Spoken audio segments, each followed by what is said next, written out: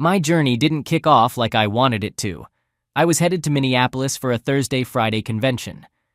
Back in the day, my wife Martha would take time off to create good memories before my trips. This time, though, she just gave me a quick goodbye kiss on her way to work. I'm Dennis Badger, 49 years old man, been married to Martha for 24 years, and we've got 2 kids, Ross, who's 22, and Amelia, 20. I left for the airport around 3 p.m. for my 6 p.m. flight. I'm the type who gets to the airport super early to avoid any stress about missing my flight. Everything was smooth until a snowstorm in Minnesota delayed the incoming plane. We finally got on the plane, but about 30 minutes in, I realized we were turning around because of the storm.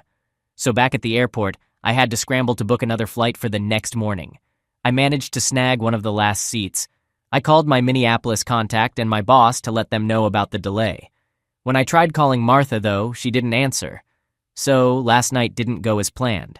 It was past 8 p.m. when I got home, and the place was dark. Martha's car nowhere in sight. I figured she stayed late at work or went out to eat. With our youngest at college, the house has been feeling kind of empty. I left my bags in the car and went inside only to hear the TV on in the living room. Weird. That meant Martha must have been home after work because I remember the TV was off when I left in the morning. I turned it off and looked around. But Martha was nowhere. I called her cell and she picked up after a few rings. "Hi, honey," she said, recognizing my number. I asked her where she was, just a regular question, nothing nosy. "Where else, dum-dum? At home watching my soaps," she said, and I felt like I'd been doused with cold water. She asked about my flight, thinking I was at the hotel. I was confused and tired from the travel mess. I was looking forward to spending some extra time at home with her, but that call threw me off. Her lying to me hit me hard. Why would she need to lie if she was just working late or out with friends? I was so thrown off, I just told her I had to go and hung up. She called back right away, but I turned off my phone. I needed some space to figure things out. Alone on the couch, I was in a daze, trying to make sense of why Martha would lie. Maybe she's planning a surprise? I remembered how I spun a web of lies 4 years ago for our 20th anniversary cruise. I even roped in her boss and her parents to keep the secret. All those lies led to a great surprise, a cruise that started as a supposed weekend in Miami. But now, I couldn't think of any special occasion coming up. My birthday and our 25th anniversary were still 10 months away. A nagging thought kept creeping in, but I pushed it away. It couldn't be that. Not us. I decided to call our daughter Amelia, thinking she might know about any surprise Martha was planning. "Hey, Daddy, how are you?" Amelia answered cheerfully. I asked her if she knew anything about a surprise from Martha. Amelia seemed clueless. "No, Daddy, nothing at all. Why do you ask?" I tried to play it off, suggesting maybe Martha was planning something for my 50th birthday, which we had just celebrated a month ago. Amelia's response confirmed there was no surprise. Hanging up, I was back to square one. Why would Martha lie? Then it hit me. Maybe it's about her promotion. She'd been staying late at work a lot, aiming for that promotion. But she knew how I felt about our time together. I had even turned down a promotion myself a few months before our 20th anniversary to spend more time with her and the kids. I sat there, lost in thought, wondering if her quest for a promotion was worth the lost time we could have spent together. About 5 years ago, I had a big career opportunity, a chance to be the vice president of finance at my company. The job sounded great, but it came with a lot of travel to Chicago for meetings and plant tours across the country. I was excited at first, but Martha made me think twice. My would-be predecessor got divorced 2 years after he took that job. Rich, but alone and unhappy. Our kids still had a couple of years of high school left, and they needed us both. After a week of deep talks, I realized that my family was more important than any job. So I said no to the promotion. Lately, though, Martha's been gunning for her own promotion, and it's been tough. The kids are in college now, so it's different for her. Her job would mean some travel, but not enough to turn our lives upside down. We even thought we could coordinate our travel schedules. But the real issue was her overtime. She was always working late. She spent weekends at the office, and when she was home, she was too tired for anything. Even our love life took a hit. It's been weeks, maybe a month since we were intimate. So when Martha told me she was home watching TV, I thought maybe she just didn't want to hear me complain about her working late. I got it. I traveled too, and some overtime is okay. But I needed to know the truth. It was time to find out for myself. Grabbing my phone, I called Martha's direct line at T-Bolt Advertising, only to be greeted by Jake Turnbull, her colleague. I was caught off guard. Jake and Martha worked in different areas, so I hadn't expected him to answer her phone. But Jake's a straight shooter. He'd tell me if Martha was around. "Hi Jake, Dennis here," I said. Jake replied with a simple, "Hi Dennis, what's up?" His next words threw me for a loop. He thought Martha and I were on vacation. Vacation? That was news to me. I played it off like I'd hit the wrong speed dial and apologized for bothering him. Jake casually mentioned that Martha owed him lunch for covering her work and said she'd be back Monday. It was after 9 p.m. and he was still at work. So Martha wasn't at work, and she was supposedly off for the rest of the week. My mind started racing with worry and suspicion. Where could she be, and what was she up to? A horrible thought hit me, one I didn't want to entertain. Could Martha be with her sister, Olivia? Olivia and I had fallen out years ago. We used to be close, spending time together, looking after each other's kids, hosting family events, even vacationing together. But that all changed after one day when I came home with a terrible headache, took some Tylenol, and lay down on the couch. So, about half an hour after I laid down with my headache, Martha and her sister Olivia came back from their shopping trip. They were so caught up in their conversation they didn't even notice me lying there. I overheard them talking about some new guy at the grocery store. Olivia was boasting about an affair with him right there in her van. My wife seemed shocked, warning Olivia she could lose her husband over her cheating. Olivia just brushed it off, saying she was careful. Then they left to pick up the kids. I was stuck there, not sure what to do. I've always been the kind of guy who believes in being honest and upfront. But this was a tough spot. Mike, Olivia's husband, is a great guy, and knowing about his wife's cheating would crush him. I was sure he'd throw her out if he found out. Did I really want to be the one to drop that bomb and ruin their marriage? Facing a moral dilemma, I was torn about how to handle the discovery of Olivia's infidelity. Ultimately, I left the decision to Martha, not wanting to be the instigator of family strife. That night, I sought Martha's advice on the issue. I presented it as a hypothetical situation, mentioning someone close to us cheating. Martha's initial response was cautious, suggesting the response might depend on the circumstances. I then made the scenario more specific, hinting it was Mike, Martha's brother-in-law. Martha's reaction was immediate and fiery. She was ready to confront Olivia herself, but I took the responsibility upon myself, wanting to handle it with some discretion. I called Mike and broke the news, telling him about Olivia's betrayal. Mike's silence on the phone was heartbreaking. After confirming it was indeed Olivia, I expressed our support for him and his kids. Martha was visibly moved by my handling of the situation. She expressed her pride in me for having the courage to deliver such difficult news. We comforted each other, discussing the possibility of therapy for Olivia and Mike, though Martha seemed skeptical about its efficacy in this case. Our conversation was interrupted by an angry call from Olivia. She couldn't believe her sister had revealed her secret. I calmly explained that Martha and I believed in facing the truth. Olivia, now desperate and homeless, asked to stay with us, but we firmly refused, unwilling to offer shelter to someone who betrayed their spouse. Martha's resolute response to Olivia reinforced our united front. We ended the call with a clear message. Olivia was out of our lives. That night, as we went to sleep, there was a sense of closure and solidarity between us. We had made a tough but necessary decision, standing together against betrayal and deceit. The next morning was chaos. Martha's dad called early, and from the sound of it, he wasn't happy. Martha was in tears after the call. She turned to me asking, "What did you do, Dennis?" I reminded her that it was a joint decision. We had agreed that cheating warranted being cut off, and that extended to her sister Olivia. But Martha was upset because I had used Mike as an example of a cheater in our conversation, not Olivia. I pointed out the hypocrisy. Why was it okay for Olivia to cheat just because she was Martha's sister? I made it clear that I saw Olivia as a bad influence and didn't want her around our kids or in our home. 3 years have passed since then. Martha still met Olivia secretly, a topic we avoided at home. I wasn't surprised Martha visited her sister while I was away, even if she felt the need to hide it from me. My resentment towards Olivia had lessened, especially since Mike had moved on and was about to remarry. Olivia was no longer a concern to me, and I was just glad she wasn't around. But it was time for Martha and me to have a serious talk about it. Keeping this under wraps wasn't healthy for either of us. I believed Martha felt guilty for lying, And honestly, I didn't care about Olivia anymore. It was better to clear the air and move on. I was abruptly awakened on the couch, and I came to the realization that it had been nothing but a bad dream. In the dream, I was delivering a speech at a convention, and individuals in the audience began asserting that they had been involved in affairs with Martha. It was absurd, but it shook me. Wiping the drool off my face, I checked the time: midnight. I had been asleep for over an hour. I wondered if Martha had come home while I was asleep. I got up and checked the bedroom, but there was no sign of her.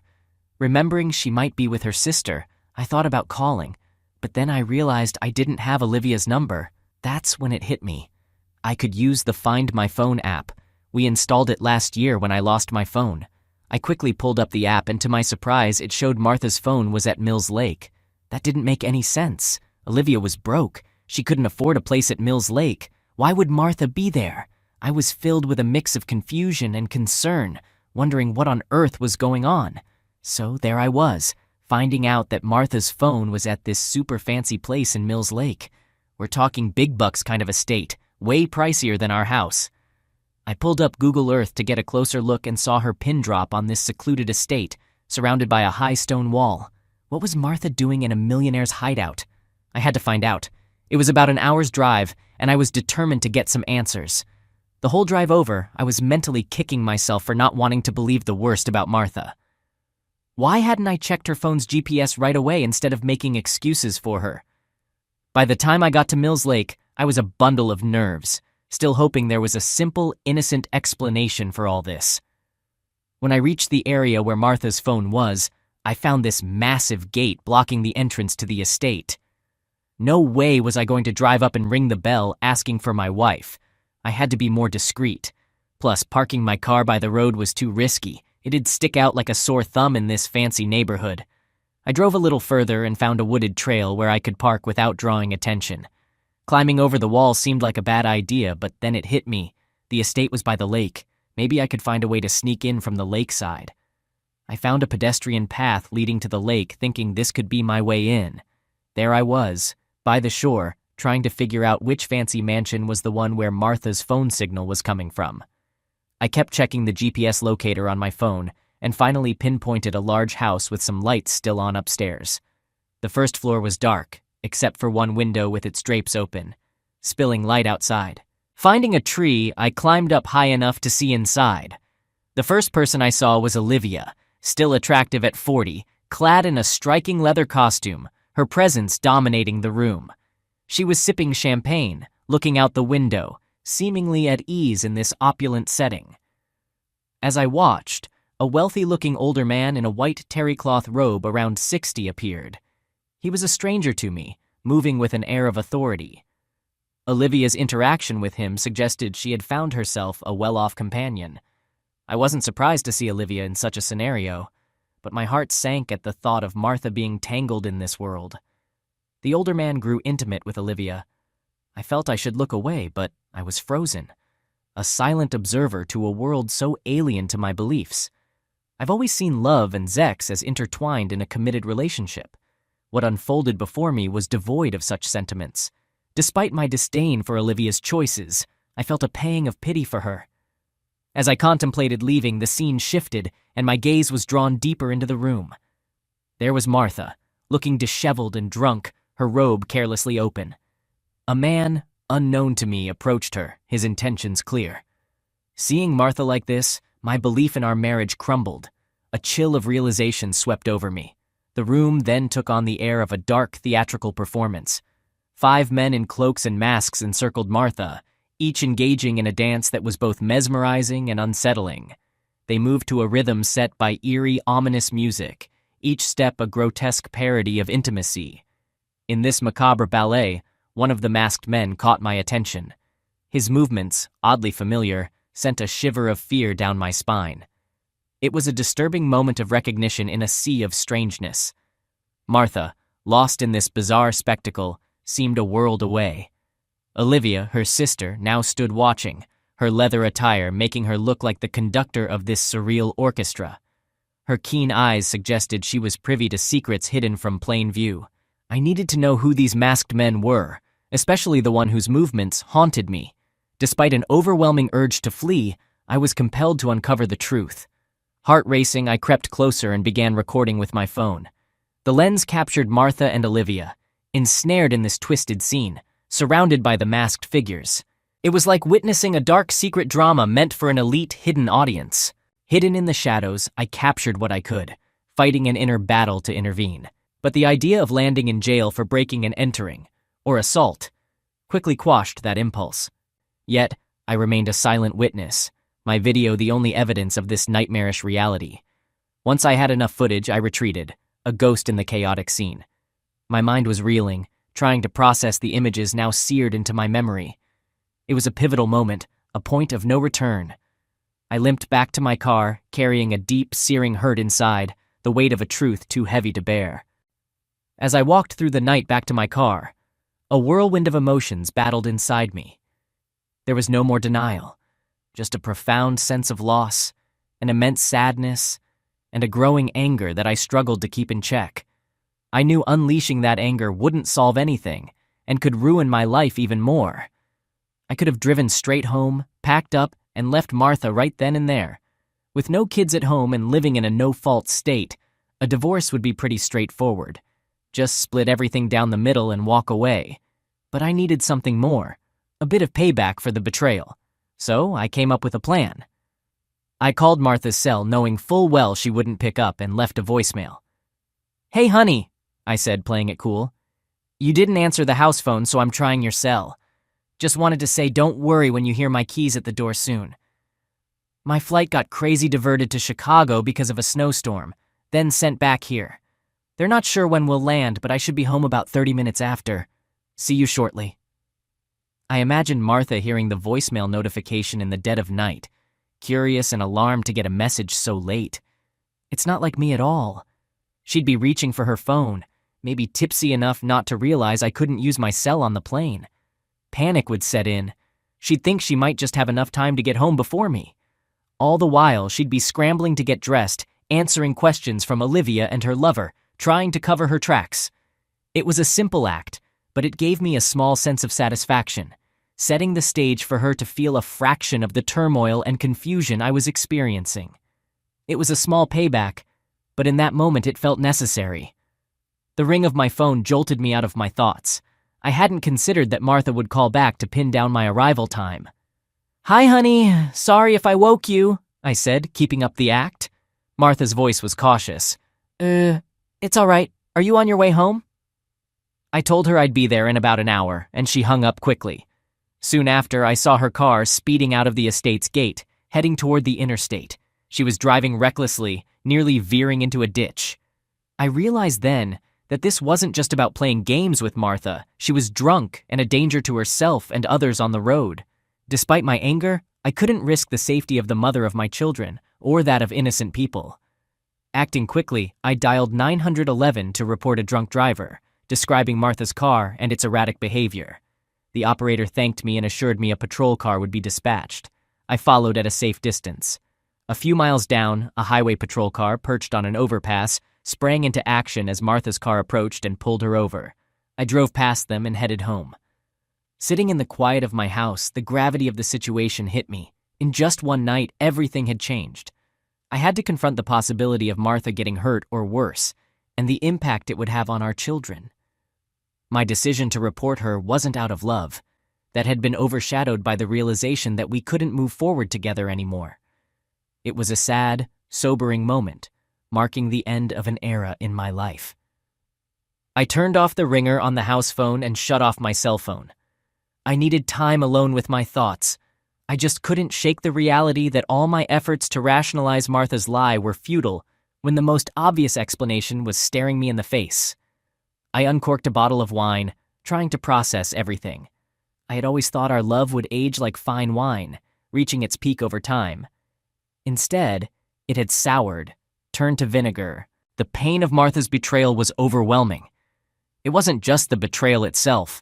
It was the realization that the love we shared was gone. That love had been my identity for 26 years, 24 of them as husband and wife. Could I even survive its loss? For a fleeting moment, the thought of ending it all crossed my mind. Planning a life without Martha seemed unfathomable. Our entire existence, every decision, revolved around our family. I wasn't one to mingle much with colleagues. Aside from obligatory social events like the annual Christmas party, I always rushed home. In the last decade, I could count on one hand the times I went out with coworkers. But now, with the kids gone, it was supposed to be just Martha and me. And suddenly, it was just me, alone with my grief, with no one to love. Why did Martha do this? Why choose deception over a respectful end to our years together? When did her love for me stop? Was she just waiting for the kids to leave before ending things? I had seen our children's departure as a chance to focus more on Martha, on us, but she apparently saw it as an end. The image of that stranger with her kept playing in my mind. It was a stark reminder of how easily she betrayed our vows. We were dead as a couple, and all I had left was pain. But amidst the despair, that pain was a reminder of better times, of our children.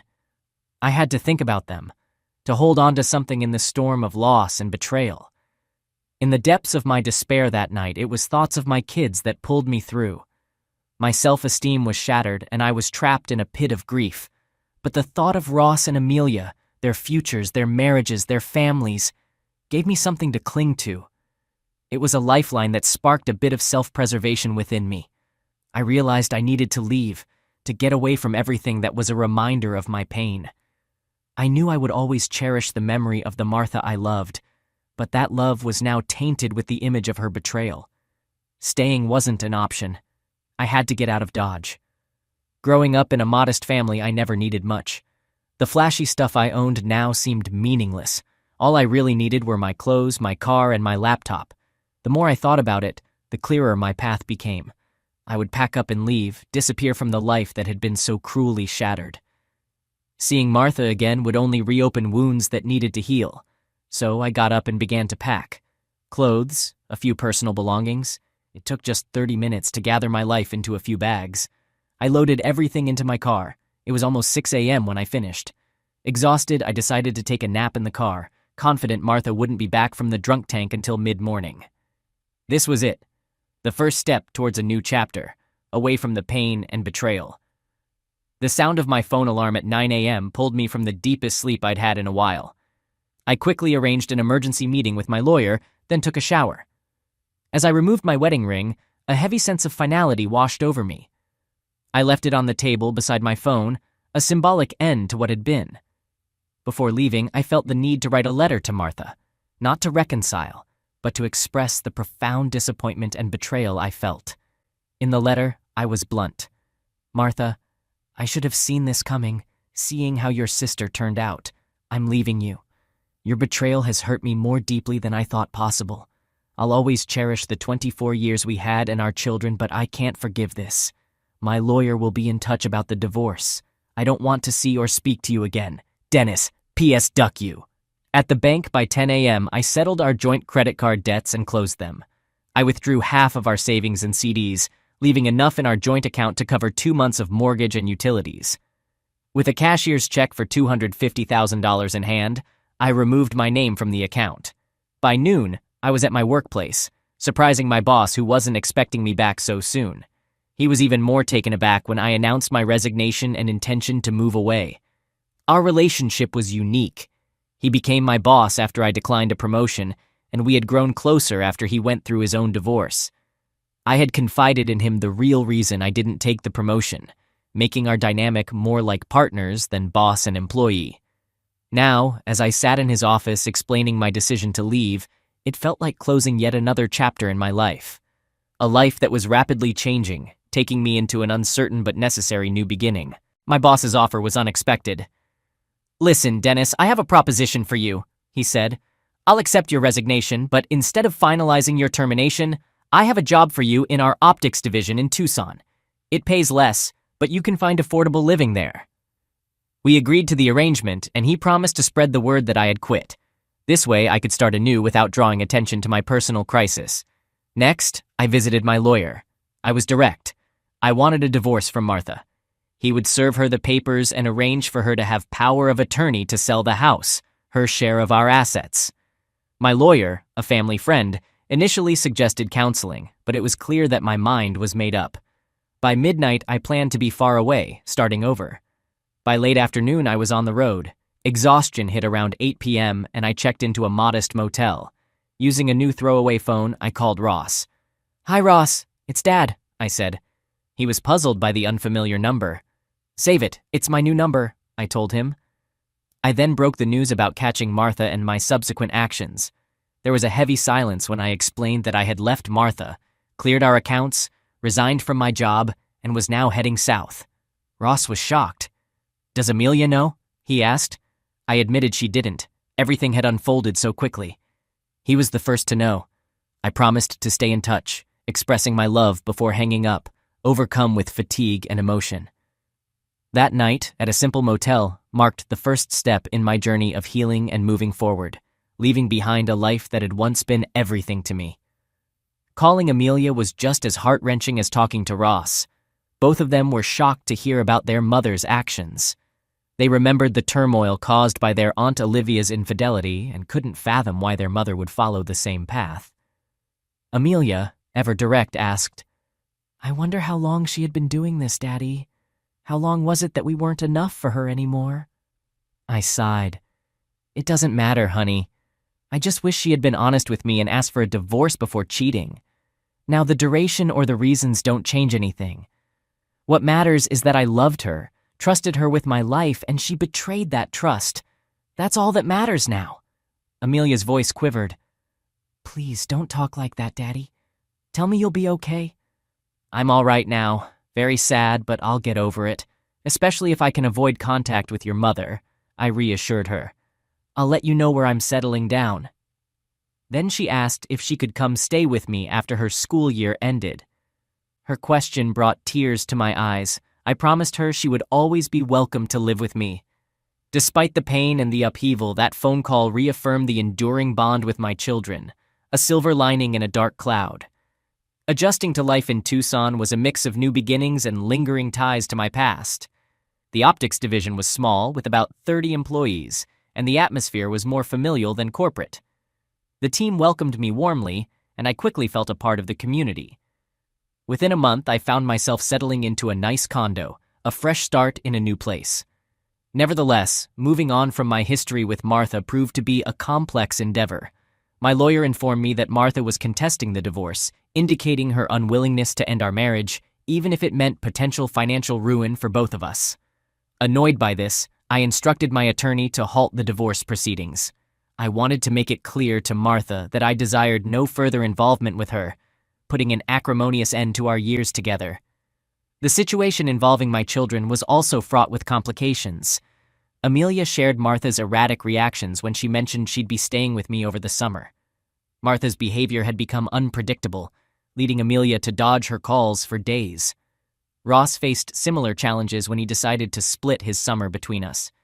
Despite my earnest wish to move forward, the children frequently updated me about Martha, making it difficult to completely sever the emotional ties. Surprisingly, I learned from my children that Martha was suffering from depression, much like I had been. This revelation was hard to fathom, considering her actions and their consequences. Her resistance to divorce appeared to be more about evading the reality of her deeds and the havoc it wreaked on our family. Martha, through the children, attempted to apologize for her behavior. According to them, it was the first time she had succumbed to her sister's influence and embarked on such a misadventure. Yet understanding her depression did not alter the fact that our marriage had come to an end. It was a peculiar kind of closure, recognizing that while I was crafting a new life in Tucson, Martha was grappling with the fallout of her decisions. The irony of life's unexpected twists, leaving us to navigate the aftermath as best we can, was not lost on me. However, the revelation that Martha had apologized for her actions, albeit indirectly through the kids, didn't significantly change my perspective. She had admitted to them about her deliberate betrayal, her profound shame, and the guilt that plagued her. On the night I left the voicemail, she had been with her fling, using alcohol to mask her shame and remorse. Martha seemed to hold on to the hope that expressing enough regret and professing her love might lead to reconciliation. This message was relayed to me by the kids, who understandably harbored aspirations of our reunion. Nevertheless, I couldn't bring myself to entertain the idea of speaking with her. The emotional and physical distance that had grown between us was insurmountable. The children found themselves in a difficult position, forced to choose between visiting her or me. Martha, in her desperation to locate me, persistently prodded them for information. Despite their reluctance, she somehow managed to uncover my whereabouts in Tucson nearly 3 years after I had left. One day, as I left work, I noticed her lurking near my office, leaving me baffled. I hadn't disclosed my living arrangements to the kids, so how did she manage to find me? Her determination to meet face to face was evident, but instead of changing my mind, her presence only reinforced my resolve. I had no desire to rekindle any connection with Martha, and I needed to make that unmistakably clear. Our paths had diverged, and there was no turning back. Quick thinking prompted me to slip out of the office via a side door, avoiding Martha's notice. I called up Louisa, a colleague and friend, and together we devised a plan to handle the situation. I intentionally allowed Martha to spot me so she would follow, leading her on a brief tour of the town before returning home. True to expectations, Martha was hot on my heels. I reached my condo, where Louisa, playing her role to perfection, was waiting with her toddler. Moments after I entered, Martha rang the doorbell, and Louisa answered, holding the toddler in her arms. I could see the shock on Martha's face when I appeared, cradling Louisa's daughter as if she were my own. Louisa played along brilliantly, instructing me to tend to our daughter. Facing Martha, I feigned surprise, thanking her for her betrayal and claiming it had led me to a better life here with my beautiful mistress and new family. Tears streamed down Martha's face as she whispered her apologies, expressing her remorse for her actions and declaring her enduring love. Despite the emotional weight of her words, I remained resolute in closing this chapter. I assured her that it was all water under the bridge and wished her a happy life, all the while looking at Tamarita, who was beaming in my arms. As Martha left, overwhelmed by her emotions, I closed the door and allowed myself a moment to release my own pent-up feelings. Louisa, recognizing the end of the charade, announced that she'd inform her husband, Horatio, that she and Tamarita would be heading home soon. With gratitude, I thanked Louisa for her assistance and extended an invitation for her family to join us for a barbecue on Saturday. It was a small comfort, but the act with Louisa had helped me bring closure to a painful chapter with Martha. Now, I could genuinely start moving forward, free from the lingering ghosts of the past. Final update. Martha signing the divorce papers marked a significant moment in my journey of moving forward. It brought relief by providing legal closure to a chapter in my life that had been filled with pain and turmoil. I am indeed making progress, though I'm doing it at my own pace. I have a few women in my life, one of whom I'm intimately close to, but I'm keeping these relationships light and non-committal for now. While the wounds of betrayal have healed considerably, I remain cautious in my approach to new relationships. Louisa, who was a tremendous help during the ordeal with Martha, has suggested setting me up with someone, and I'm starting to consider the idea. However, Martha's unexpected visit has led me to some introspection. I've always believed in facing issues head-on, but in Martha's case, I chose to walk away without a confrontation. Hearing her apologies made me wonder if a direct closure at the time might have been better. Nevertheless, deep down, I'm confident that leaving as I did was the right decision. Confronting Martha back then could have resulted in a life filled with mistrust and unhappiness, especially considering the depth of my love for her. It might have led to a cycle of forgiveness and doubt, eventually ending in an inevitable separation. Now, 3 years later, her apologies have unexpectedly provided me with the closure I didn't realize I needed. They have allowed me to finally release the lingering pain and look ahead to the future with renewed faith in love. As for the little white lie about having another daughter, I might someday disclose the truth to Martha. But then again, I might not. After all, I don't owe her any further explanations or insights into my life. It's time to prioritize my own happiness and embrace the new beginnings that await.